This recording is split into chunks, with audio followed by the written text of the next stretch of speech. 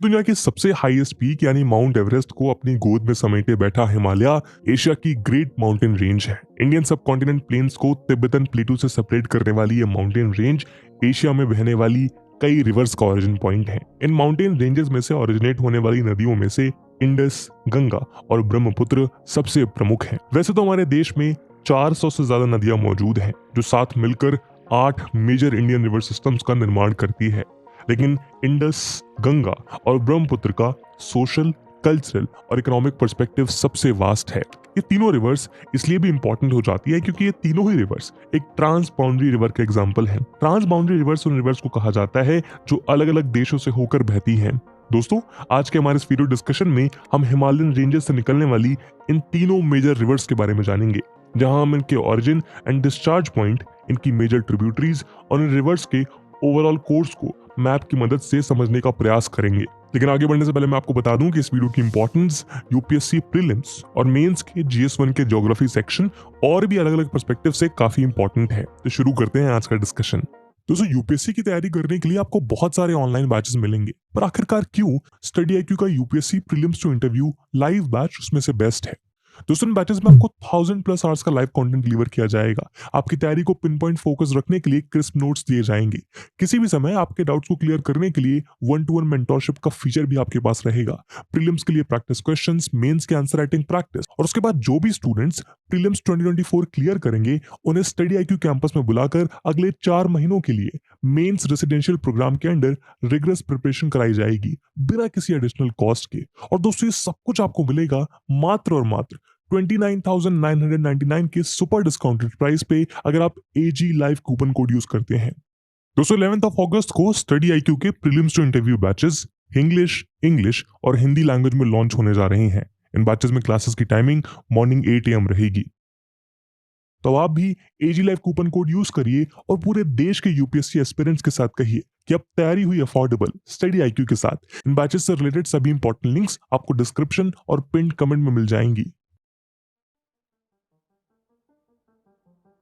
दोस्तों, Ganga river system India का largest river system है, जिसकी कुल लंबाई 2525 किलोमीटर है। ये नदी इंडिया से लेकर बांग्लादेश तक का लंबा सफर तय करती है और इस सफर में ये देश के 5 राज्य यानी उत्तराखंड, उत्तर प्रदेश, बिहार, झारखंड और वेस्ट बंगाल से होकर गुजरती है।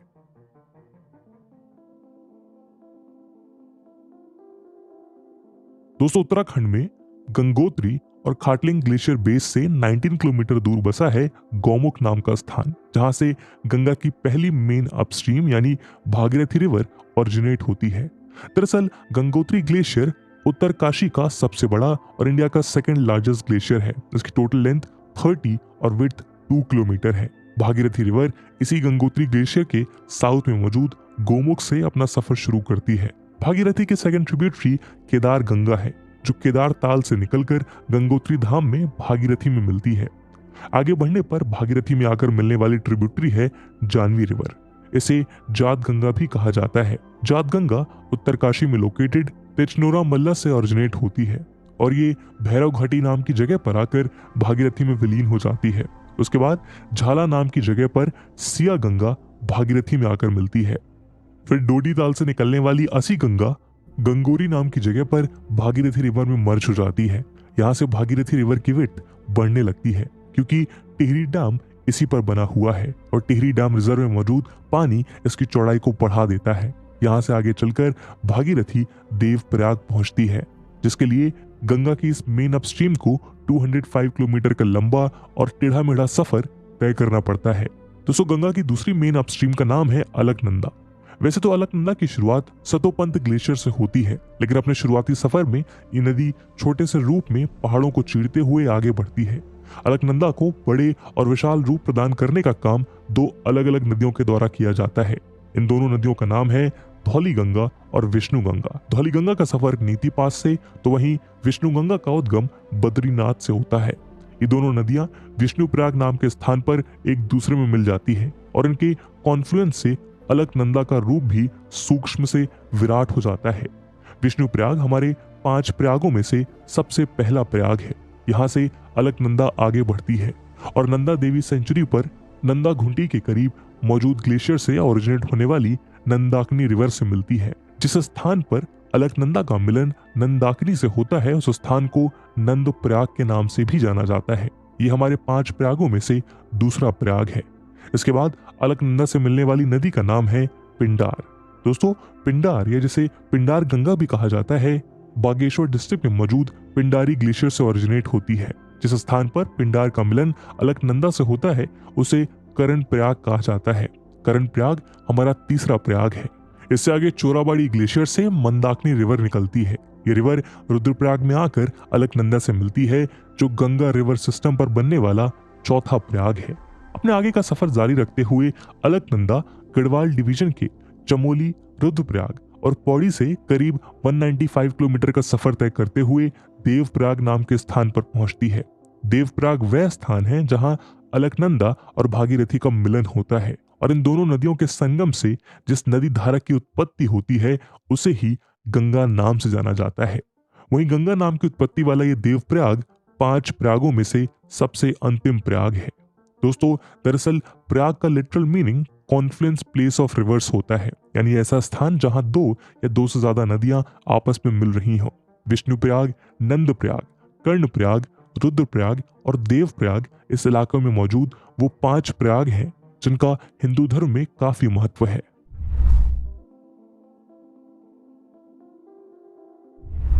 दोस्तों, देवप्रयाग से ये नदी गंगा के रूप में अपना सफर शुरू करती है, जहां गंगा टिहरी और गढ़वाल डिस्ट्रिक्ट से बॉर्डर लाइन बनाते हुए आगे बढ़ती है। सबसे पहले पौड़ी गढ़वाल की सबसे प्रमुख नयार नदी गंगा में आकर मिलती है। नयार गंगा की ईस्टर्न ट्रिब्यूटरी है और ये फूल चट्टी नाम की जगह पर गंगा से मिलती है। यहाँ से आगे बढ़ते हुए टिहरी डिस्ट्रिक्ट के बनाली कश्माली धार से ओरिजिनेट होने वाली चंद्रभागा रिवर ऋषिकेश की मायाकुंड में गंगा रिवर में मिलती है। वैसे तो चंद्रभागा गंगा की एक छोटी सी ट्रिब्यूटरी है, जिस वजह से इस नदी के बारे में ज्यादा लोगों को नहीं पता, लेकिन पिछले साल सोशल प्रैक्टिसेस के चलते इस रिवर का एक गार्बेज डंपिंग जोन बन जाने की वजह से ये रिवर काफी चर्चा में रही थी। यही दोस्तों, हम आपको ये भी बता दें कि चंद्रभागा नाम की एक दूसरी प्रमुख नदी महाराष्ट्र में भी बहती है, जो गंगा की ट्रिब्यूटरी चंद्रभागा से अलग है। बहरहाल आगे चलते हुए गंगा टिहरी धनौल्टी के पास सुरकंद माउंटेन से ओरिजिनेट होने वाली सोंग नदी से ऋषिकेश और हरिद्वार के बीच मिलती है। सोंग रिवर को देहरादून की मिराकुलस रिवर कहा जाता है। दरअसल इस रिवर में मिनरल्स का हाई कंटेंट मौजूद है, जो आसपास के सॉइल को फर्टाइल बनाने के साथ साथ वेरियस हेल्थ बेनिफिट्स भी प्रोवाइड कराते हैं। इसके बाद गंगा रिवर हरिद्वार में हर की पौड़ी में पहुंचती है। हर की पौड़ी वो जगह है जहां से रिवर गंगा माउंटेनियस रीजन से निकलकर प्लेन्स में एंटर करती है। हर की पौड़ी के पास एक बैराज बना हुआ है, जिसे भीमगोड़ा बैराज कहते हैं। यहाँ गंगा से एक कैनाल निकाली गई है जिसका नाम अपर गंगा कैनाल है, जो रुड़की से होते हुए उत्तराखंड से बाहर चली जाती है। वहीं इसी जगह से गंगा का फ्लो साउथ से साउथ ईस्ट डायरेक्शन में चेंज होने लगता है। सबसे पहले बिजनौर डिस्ट्रिक्ट से गंगा भारत का हृदय स्थल कहे जाने वाले राज्य उत्तर प्रदेश में एंटर करती है। बिजनौर में भी गंगा रिवर पर एक बैराज बना है, जहां से मध्य गंगा कैनाल निकलता है। यहाँ से गंगा आगे बढ़ते हुए मुजफ्फरनगर डिस्ट्रिक्ट के नरौरा में प्रवेश करती है। ये वही जगह है जहाँ से लोअर गंगा कैनाल निकलता है। मुजफ्फरनगर के बाद गंगा फर्रुखाबाद होते हुए कन्नौज पहुंचती है, जहाँ नैनीताल से ओरिजिनेट होने वाली रामगंगा रिवर गंगा में आकर मिलती है। रामगंगा गंगा की एक फेमस लेफ्ट बैंक ट्रिब्यूटरी है। कन्नौज से आगे बढ़ती हुई गंगा कानपुर और फतेहपुर के रास्ते प्रयागराज पहुंचती है। प्रयागराज वह स्थान है जहां उत्तराखंड में बंदरपूंछ माउंटेन के यमुनोत्री ग्लेशियर से ओरिजिनेट होने वाली यमुना नदी गंगा से मिलती है। यमुना गंगा की एक राइट बैंक ट्रिब्यूटरी है। वहीं ये गंगा की एकमात्र हिमालयन ट्रिब्यूटरी है जो राइट बैंक में ज्वाइन करती है।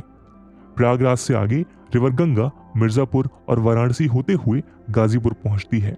यहाँ कैथी नाम की जगह पर पीलीभीत डिस्ट्रिक्ट के फुलहर लेक से ओरिजिनेट होने वाली गोमती रिवर गंगा में आकर मिलती है। गोमती रिवर रामगंगा की ही तरह गंगा की एक लेफ्ट बैंक ट्रिब्यूटरी है। गाजीपुर से आगे बलिया होते हुए गंगा बिहार में एंटर कर जाती है। इस तरह रिवर गंगा उत्तर प्रदेश के 28 डिस्ट्रिक्ट से गुजरती है, जिसमें मुजफ्फरनगर, मेरठ, अलीगढ़, कानपुर, रायबरेली, प्रयागराज, मिर्जापुर, वाराणसी और गाजीपुर कुछ प्रमुख डिस्ट्रिक्ट्स हैं। अपने बिहार के सफर में जब गंगा बक्सर डिस्ट्रिक्ट पहुंचती है तो सबसे पहले उसे कैमूर रेंजेस से ओरिजिनेट होने वाली कर्मनाशा रिवर का साथ मिलता है। कर्मनाशा यमुना की ही तरह गंगा की एक राइट बैंक ट्रिब्यूटरी है। बक्सर से आगे गंगा भोजपुर होते हुए सारण डिस्ट्रिक्ट पहुंचती है, जहां तिब्बतन प्लेटू के मापचा चुंगो ग्लेशियर से ओरिजिनेट होने वाली घाघरा रिवर गंगा रिवर में आकर विलीन हो जाती है। घाघरा गंगा की लेफ्ट बैंक ट्रिब्यूटरी है। यहाँ से आगे गंगा बिहार के कैपिटल पटना में प्रवेश करती है, जहां झारखंड के पलामू डिस्ट्रिक्ट से ओरिजिनेट होने वाली पुनपुन रिवर गंगा में आकर मिलती है, जो कि गंगा की राइट बैंक ट्रिब्यूटरी है। वहीं पटना में ही छत्तीसगढ़ और मध्य प्रदेश के बॉर्डर पर सिचुएटेड अमरकंटक हिल से ओरिजिनेट होकर आने वाली सोन रिवर भी गंगा में ज्वाइन होती है। सोन भी पुनपुन की ही तरह गंगा की राइट बैंक ट्रिब्यूटरी है। बिहार में गंगा रिवर की मैक्सिमम लेंथ पटना डिस्ट्रिक्ट में ही है। दूसरी तरफ पटना के ऑपोजिट साइड में सिचुएटेड सोनपुर में नेपाल के हाई हिमालयन माउंटेन रेंजेस से ओरिजिनेट होकर आने वाली गंडकी नदी, जिसे नारायणी भी कहा जाता है, गंगा में मिलती है। गंडकी गंगा की लेफ्ट बैंक ट्रिब्यूटरी है, जो हाजीपुर के करीब गंगा में मिल जाती है। अपने आगे का सफर तय करते हुए गंगा वैशाली समस्तीपुर के रास्ते कटिहार पहुंचती है। कटिहार में नेपाल से ओरिजिनेट होने वाली कोसी रिवर का संगम गंगा से हो जाता है। कोसी रिवर गंगा की लेफ्ट बैंक ट्रिब्यूटरी है। इस तरह गंगा बिहार के 12 डिस्ट्रिक्ट्स और 445 किलोमीटर लंबा सफर तय करते हुए पड़ोसी राज्य झारखंड में एंटर करती है। लेकिन झारखंड में गंगा का सफर बहुत छोटा होता है। दरअसल गंगा झारखंड के एकमात्र डिस्ट्रिक्ट साहिबगंज में एंटर करते हुए वेस्ट बंगाल की ओर चली जाती है। वेस्ट बंगाल में एंटर होते हुए गंगा मालदा डिस्ट्रिक्ट होते हुए मुर्शिदाबाद डिस्ट्रिक्ट तक जाती है, जहां से इस रिवर का डायरेक्शन साउथ ईस्टर्न साइड में चेंज हो जाता है। मुर्शिदाबाद डिस्ट्रिक्ट में ही गंगा पर फरक्का डैम बना हुआ है। मुर्शिदाबाद डिस्ट्रिक्ट के धुलियान नाम की जगह के नॉर्थ में गंगा 2 डिस्ट्रीब्यूटरीज में बंट जाती है। इनमें एक ब्रांच बांग्लादेश में एंटर करती है, जिसे पद्मा रिवर कहते हैं। वहीं इसकी दूसरी ट्रिब्यूटरी को हुगली का नाम दिया जाता है। हुगली सदर्न डायरेक्शन में फ्लो करती है और यहाँ से गंगा के इस रिवर सिस्टम को हुगली वेस्ट बंगाल की मेजर रिवर है, जिसके किनारे मुर्शिदाबाद, हावड़ा, कोलकाता, डायमंड हार्बर और हल्दिया जैसे इलाके मौजूद हैं। हुगली रिवर की 2 मेन ट्रिब्यूटरीज हैं, दामोदर रिवर और रूपनारायण रिवर। वहीं अपने लंबे सफर के अंत में गंगा सागर आइलैंड के पास बे ऑफ बंगाल में गिरती है। दोस्तों, जैसा कि हमने पहले भी बताया, गंगा की 2 मेन ट्रिब्यूटरीज हैं, जिनमें से एक पद्मा बांग्लादेश में एंटर करती है। बांग्लादेश में पद्मा रिवर के साथ ब्रह्मपुत्र का मिलन हो जाता है, जो हिमालय के तिब्बतन रीजन से ओरिजिनेट होती है और इंडिया में अरुणाचल प्रदेश और असम के सहारे बांग्लादेश में एंटर करती है। बांग्लादेश में ब्रह्मपुत्र को जमुना रिवर के नाम से भी जाना जाता है, जो आगे चलकर अरीछा नाम के स्थान पर पद्मा रिवर को ज्वाइन करती है। जमुना से मिलने के बाद पद्मा आगे बढ़ते हुए एक और रिवर को ज्वाइन करती है, जिसे मेघना कहा जाता है। ये रिवर बराक नाम से इंडिया के मणिपुर हिल से ओरिजिनेट होती है और असम के लाखीपुर के पास प्लेन्स में एंटर करते हुए बांग्लादेश में चली जाती है। मेघना और पद्मा का मिलन बांग्लादेश के चंद्रपुर डिस्ट्रिक्ट के करीब होता है और यहाँ से गंगा की ट्रिब्यूटरी यानी पद्मा का नाम भी मेघना ही हो जाता है। जमुना यानी हमारी ब्रह्मपुत्र, पद्मा यानी हमारी गंगा और मेघना मिलकर सुंदरबन डेल्टा का निर्माण करती है, जो आज दुनिया का लार्जेस्ट रिवर डेल्टा है। सुंदरबन डेल्टा का निर्माण करते हुए मेघना रिवर आगे बढ़ती है और बे ऑफ बंगाल में जाकर गिरती है और इस तरह से पूरा होता है गंगा रिवर का उत्तराखंड से शुरू हुआ सफर। तो यदि हम ब्रह्मपुत्र की बात करें तो ये रिवर इंडिया के नॉर्थ ईस्टर्न स्टेट के साथ साथ हमारे पड़ोसी देश बांग्लादेश के लिए भी जल का एक प्रमुख स्रोत मानी जाती है।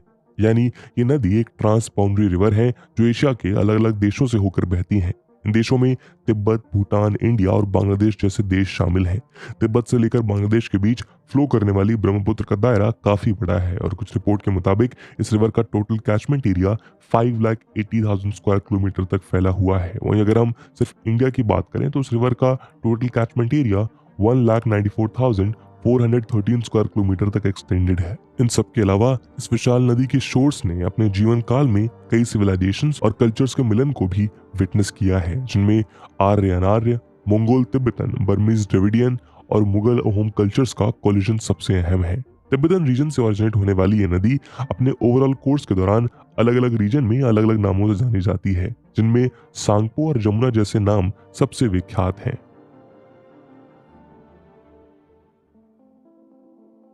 दोस्तों ब्रह्मपुत्र साउथ ईस्ट एशिया की one of the largest river है जो तिब्बत, चाइना, भूटान, इंडिया और बांग्लादेश में बहती है। हालांकि भूटान में से ब्रह्मपुत्र की मेन स्ट्रीम का प्रवाह नहीं होता, बल्कि यहाँ से बस कुछ छोटी सहायक नदियों का उद्गम मात्र होता है।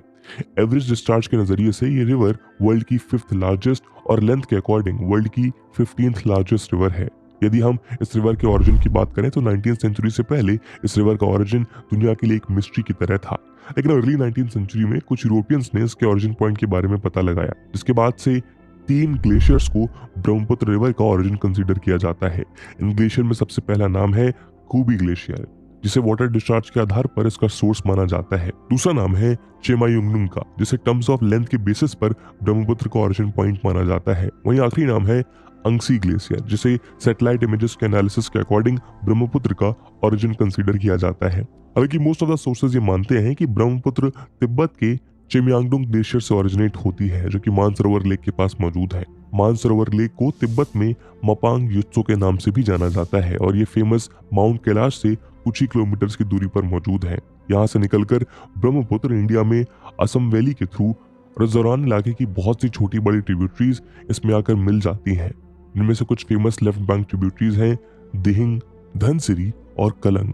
वहीं मानस, कामिंग, संकोश और सुभानसिरी इसकी famous right bank tributaries consider की जाती हैं।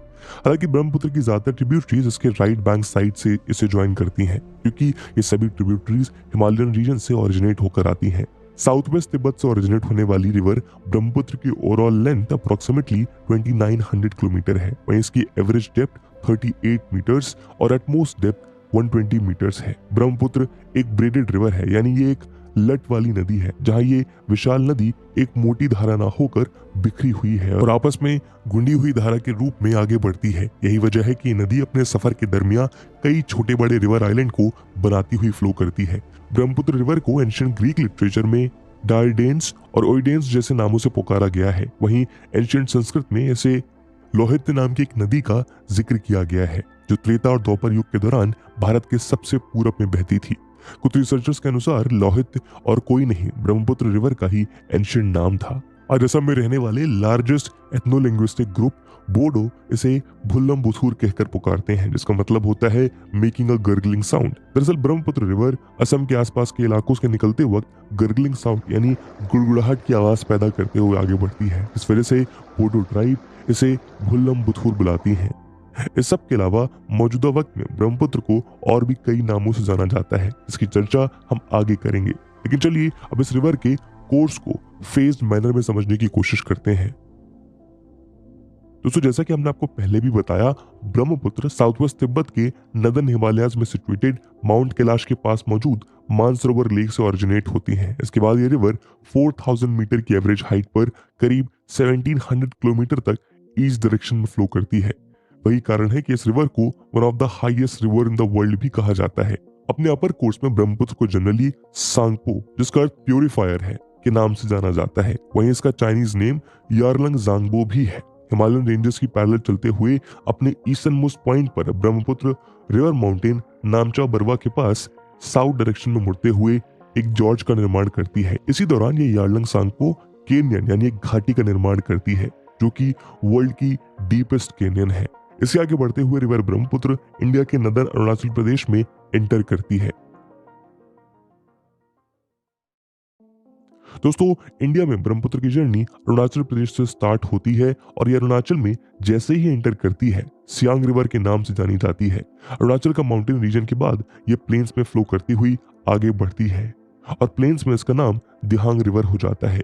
अरुणाचल प्रदेश में ब्रह्मपुत्र साउथ और साउथ ईस्ट डायरेक्शन में करीब 230 किलोमीटर फ्लो करती है और पासीघाट पहुंचती है। पासीघाट से करीब 30 किलोमीटर डाउनस्ट्रीम फ्लो करती हुई साउथवर्ड डायरेक्शन में असम वैली में एंटर करती है।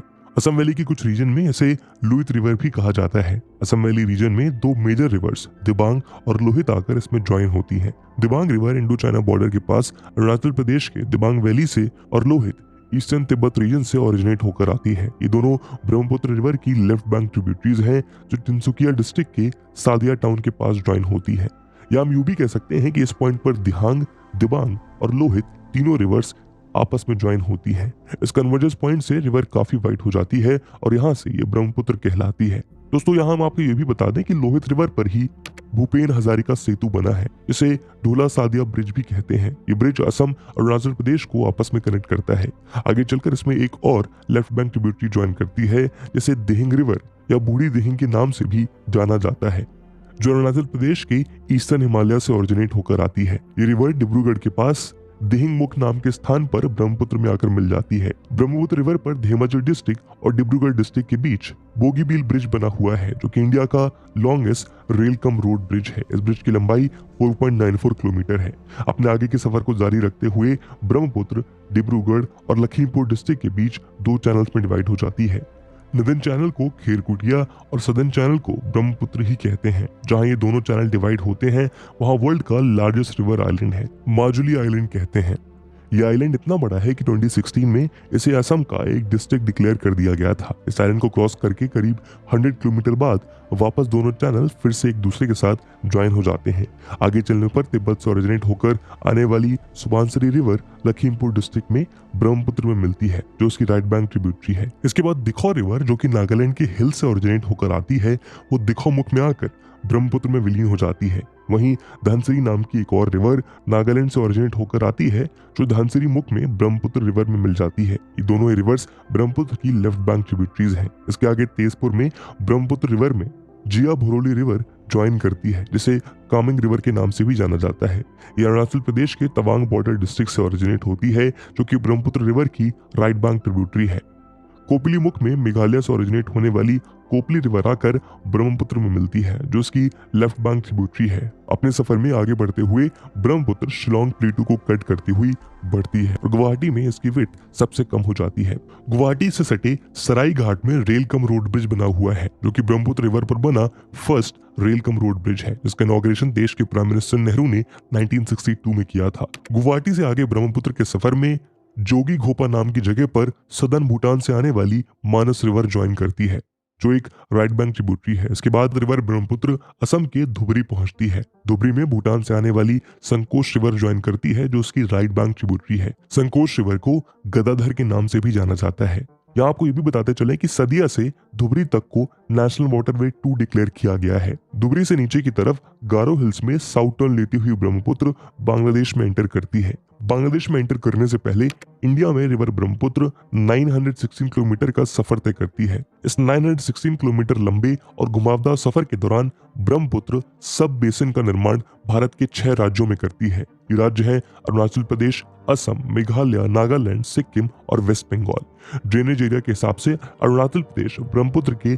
सबसे बड़े एरिया को अपने अंदर संजोए बैठा है। इसका कुल क्षेत्रफल 81,424 स्क्वायर किलोमीटर का है। वहीं ड्रेनेज एरिया के हिसाब से ब्रह्मपुत्र का सबसे छोटा राज्य सिक्किम है, जो इस रिवर के 7,300 स्क्वायर किलोमीटर के एरिया को फॉर्म करता है।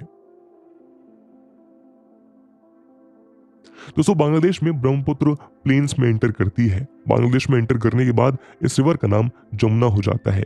बांग्लादेश के रंगपुर नाम की जगह पर तीस्ता रिवर इसमें आकर मिलती है, जो उसकी राइट बैंक ट्रिब्यूटरी है। तीस्ता रिवर इंडिया के सिक्किम से ओरिजिनेट होती है। इसके बाद जमुना यानी ब्रह्मपुत्र रिवर 2 डिस्ट्रीब्यूटरीज में डिवाइड हो जाती है। इसकी वेस्टर्न ब्रांच जमुना के नाम से आगे बढ़ती है और गोवालिंडो घाट पर पद्मा यानी हमारी गंगा रिवर में मिल जाती है, जबकि ईस्टर्न ब्रांच ओल्ड ब्रह्मपुत्र के नाम से जानी जाती है। ये ब्रांच जमुना के कंपैरिजन में काफी स्मॉलर है और ये साउथ ईस्टर्न डायरेक्शन में फ्लो करती हुई ढाका में मेघना रिवर में चांदपुर नाम के स्थान पर जाकर मिल जाती है। अपने सफर के आखिर में ब्रह्मपुत्र का मेघना रिवर के रूप में बंगाल की खाड़ी यानी बे ऑफ बंगाल में अंत हो जाता है और इस तरह तिब्बत से शुरू हुई ब्रह्मपुत्र रिवर का सफर समाप्त होता है। दोस्तों इंडस रिवर एशिया की ट्रांस बाउंड्री और साउथ और सेंट्रल एशिया की एक ट्रांस हिमालयन रिवर है। ये एशिया के जिन अलग अलग देशों से होकर बहती है उनमें तिब्बत, चाइना, इंडिया और पाकिस्तान शामिल है। इंडस रिवर तिब्बत में कैलाश माउंटेन रेंज के बुखारचू ग्लेशियर के पास से ओरिजिनेट होती है, जो कि फेमस मानसरोवर लेक के पास ही मौजूद है। वही मानसरोवर लेक जहां से 2 और इंपॉर्टेंट रिवर का ओरिजिन होता है, सतलुज और ब्रह्मपुत्र। दोस्तों यदि हम इंडस की कुल लंबाई की बात करेंगे तो तिब्बत से ओरिजिनेट होकर अरेबियन सी तक जाने वाली इस रिवर की टोटल लेंथ 2880 किलोमीटर है, जहां इंडिया में ये रिवर 1114 किलोमीटर का सफर तय करती है। इंडस रिवर सिस्टम वर्ल्ड का one of the largest river basin है, जो 11,65,500 स्क्वायर किलोमीटर एरिया में एक्सटेंडेड है और इसका दायरा तिब्बत, चाइना, इंडिया, पाकिस्तान और अफगानिस्तान तक फैला हुआ है। इंडिया में इस रिवर का ड्रेनेज एरिया 3,21,289 स्क्वायर किलोमीटर है, जो कि देश की टोटल ज्योग्राफिकल एरिया का करीब 9.8% है। दोस्तों, पहले माना जाता था कि इंडस रिवर तिब्बत के मानसरोवर के पास मौजूद सिनका बाब नाम की जगह से ओरिजिनेट होती है, लेकिन बाद में इसके ओरिजिन पॉइंट को बुखारचू माना गया। इस रिवर के एग्जैक्ट कोर्स को बता पाना मुश्किल है, क्योंकि इंडस ने कई बार अपना रास्ता बदला है। कुछ रिपोर्ट्स के मुताबिक 1245 एडी तक ये रिवर मुल्तान के वेस्टर्न रीजन से फ्लो करती थी। वहीं कुछ रिपोर्ट्स के मुताबिक 200 साल पहले ये रिवर गुजरात के पास कच्छ से फ्लो करती हुई अरेबियन सी में जाकर गिरती थी, लेकिन 1819 के अर्थक्वेक की वजह से भुज के पास एक नेचुरल डैम बन गया, जिस वजह से इंडस रिवर का पानी यहाँ आना रुक गया और धीरे धीरे कच्छ का इलाका ड्राइड अप हो गया। हाल ही में कुछ न्यू रिसर्चेस में इंडस के ओरिजिन पॉइंट को तिब्बत के गेजी काउंटी में माउंट कैलाश के नॉर्थ ईस्ट से भी बताया जा रहा है। दोस्तों, इंडिया में इंडस की प्रिंसिपल ट्रिब्यूटरीज हैं झेलम, चेनाब, रवि, ब्यास, सुतलज, जो उसके लेफ्ट बैंक में ज्वाइन करती हैं। अपने ओरिजिन के बाद से हिमालयाज की इनएक्सेसिबल केव्स के थ्रू पास करती हुई कश्मीर और गिलगिट से होती हुई पाकिस्तान में एंटर करती है और उसके आगे इंडस पाकिस्तान के प्लेन से फ्लो करती हुई अरेबियन सी में जाकर गिरती है। इस तरह इंडस रिवर इंडिया और पाकिस्तान दोनों के लिए काफी इंपॉर्टेंट है। यही वजह है कि इसके वाटर के यूज को लेकर दोनों कंट्रीज के बीच एक एग्रीमेंट भी साइन किया गया है, जिसे इंडस वाटर ट्रीटी भी कहा जाता है। इस ट्रीटी पर 19 सितंबर 1960 को इंडिया के पीएम जवाहरलाल नेहरू और पाकिस्तान के प्रेसिडेंट अयूब खान ने रावलपिंडी में साइन किया था। दोस्तों, जैसा कि हमने पहले भी बताया, इंडस रिवर तिब्बत में कैलाश माउंटेन रेंज से ओरिजिनेट होती है। दरअसल बुखारचू ग्लेशियर से इंडस का उद्गम कई छोटी स्ट्रीम्स के रूप में होता है, जो आगे चलकर इंडस रिवर को फॉर्म करती हैं। इंडस रिवर को तिब्बत में सेंगेचू यानी लायन रिवर या सिंगी खाम्बाई यानी शेर के मुख वाली रिवर भी कहा जाता है। यहाँ से निकलने पर इंडस रिवर अपना कोर्स नॉर्थ वेस्ट डायरेक्शन में चेंज कर देती है। तिब्बत में ऑलमोस्ट 320 किलोमीटर फ्लो करने के बाद लद्दाख के सहारे ये नदी इंडिया में एंटर करती है। दोस्तों, इंडस रिवर इंडिया में डेमचौक नाम की जगह से एंटर करती है। इसके बाद ये काराकोरम रेंज और लद्दाख रेंज के बीच से फ्लो करती हुई आगे बढ़ती है। हालांकि लद्दाख रेंज के ज्यादा पास से होकर गुजरती है। आगे बढ़ते हुए इंडस दुमती नाम की जगह, जो कि line of actual control border यानी एलएसी के पास ईस्टर्न लद्दाख में लोकेटेड है, वहां से sharp south west direction turn लेते हुए लद्दाख रेंजेस को क्रॉस करती है।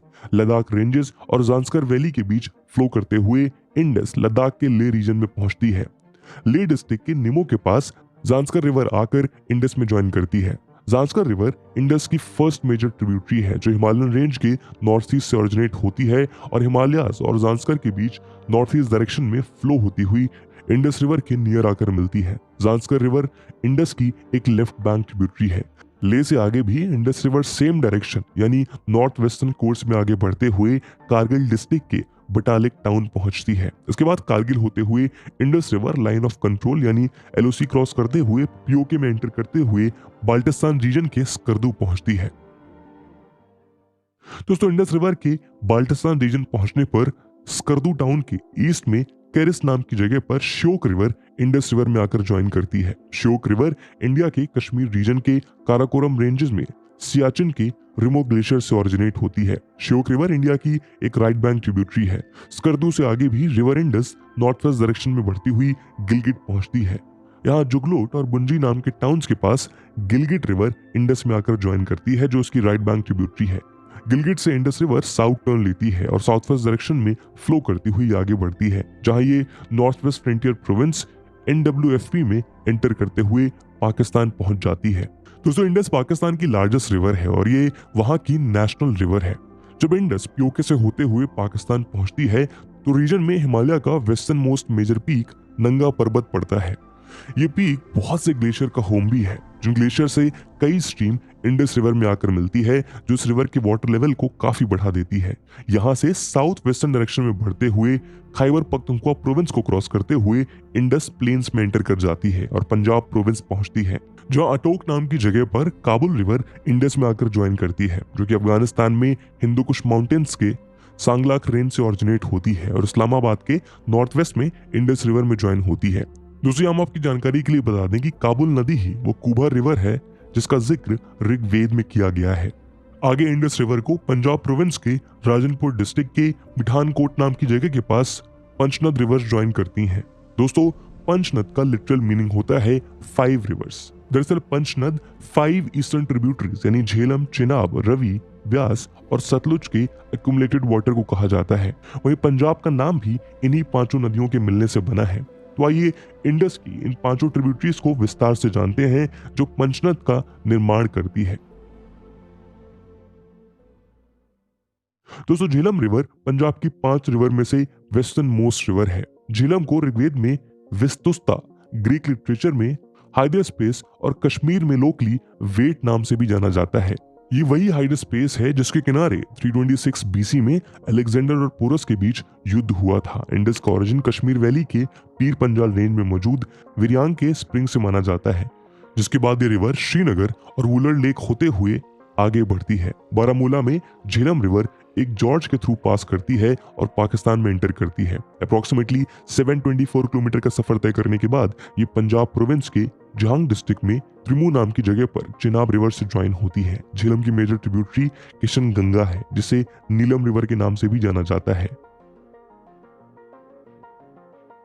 दोस्तों, Chenab river Indus river system की लार्जेस्ट ट्रिब्यूटरी है जो जास्कर रेंज के लाहौल स्पीति पार्ट में बारालाचा पास के करीब से ओरिजिनेट होती है। यहाँ 2 स्मॉल स्ट्रीम्स बारालाचा पास के ऑपोजिट साइड से निकलती हैं।